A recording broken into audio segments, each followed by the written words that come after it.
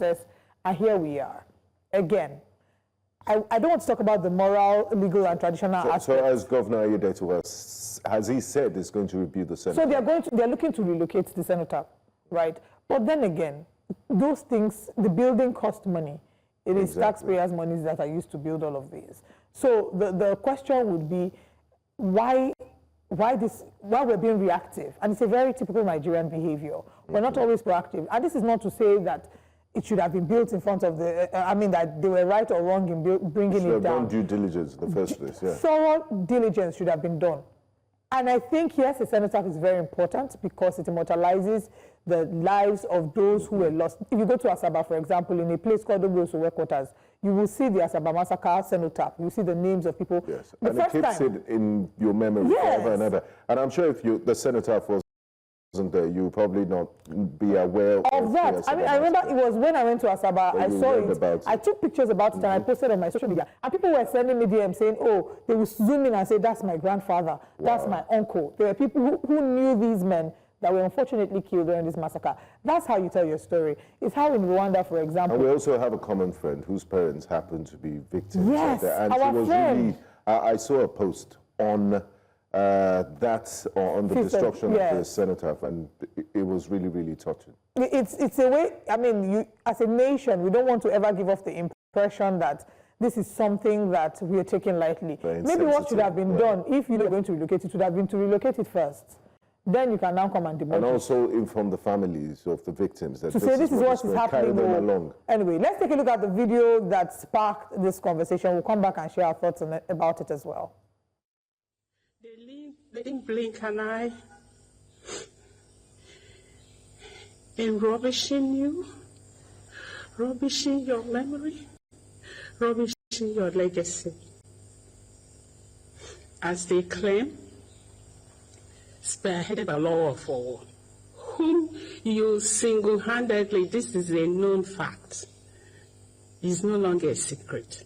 You single-handedly installed that baby Oba.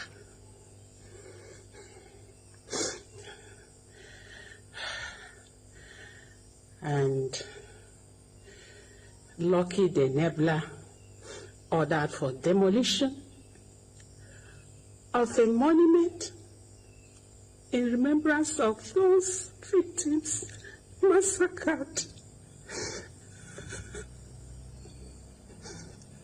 The entire nation was shocked. And the least you could do was to erect that monument. Nobody, no corpse was buried in that place. It was symbolic. All these people, they travel abroad. They see what happens in other climes. Why do we do things differently?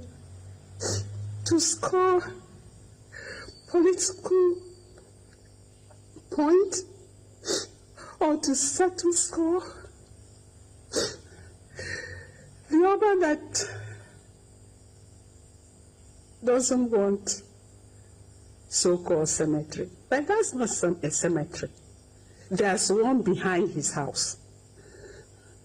He sleeps with the dead. All the Olowos of where were they buried? Were they not buried in that place he's living? Look at the hypocrisy. I promise you. I promise you. So long as I live, so long as I live, they will not succeed. So many things to point out from that video.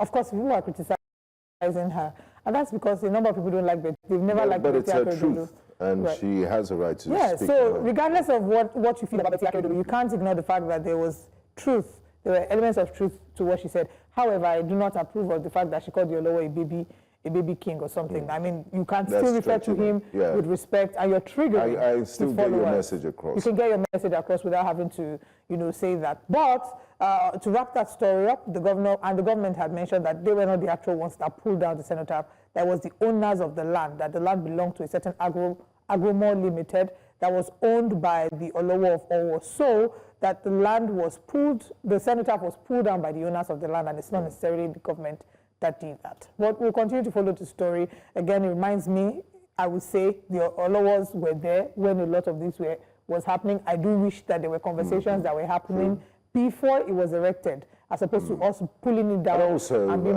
reactive. There are many things that we hide under the guise of tradition. I mean, there was a time that the killing of twins was a tradition. So culture should evolve, and it should be dynamic, because if culture didn't evolve, I wouldn't have P Square. Yeah. Right. We would never have heard about do me, I do you. God no go first. Okay. Okay, speaking of do me, I do you, it would seem that there's no more do me, I do you in Rivers State. Yes, there's peace in the land. Peace in the land. Just the way President Trump has made sure there's now peace in the Middle East. Ooh, wow, I didn't see that coming. Anyway, reports reaching us reveal that there was a high-level meeting between the former governor of Rivers State, Governor Nyesom, and the current governor, Governor Siminialayi with the president. The reports have it that there were conversations about, we don't know what the details are, but they were in a meeting. We also hear that the governor Siminialayi met with the Speaker of the House, Martins Amewule. So, of course, people are drawing two and two, making body language experts and people that can interpret pictures and videos as saying, yeah, this issue has been resolved. Smiling the land. It's so nice to see people that were declared arch enemies smile for the camera, high fives. So I guess retired Vice Admiral Ibas should be preparing to leave after a 6 months. But now that there's peace in the land, is there any reason for him to wait till 6 months? I mean, exactly. We don't know what the actual details are. So, if you're Mr. President, this man was a former ambassador of Nigeria to Ghana. He was relaxing in retirement. You called him up for a national assignment to go and be sole administrator in Rivers State. And you gave him a 6-month mandate. It would be somehow if you just tell him, okay, there's now peace in the land. Can you go back to what was there before? Or what you were doing before? So I guess we might just have to wait out that 6 months. But when does the 6 month elapse? I guess producers will do the calculations and let us know, so we can count down to the return of democracy to Rivers State. But this again just reminds us of the conversation. Oh wow, that was such a powerful clip. What did you see? It just is in Wike-Fubara and Nyesom shaking hands. Yes. Such a powerful clip. So in this life, don't fight to the finish. Don't fight to the finish. There's no permanent friend, no permanent enemy, only permanent interest.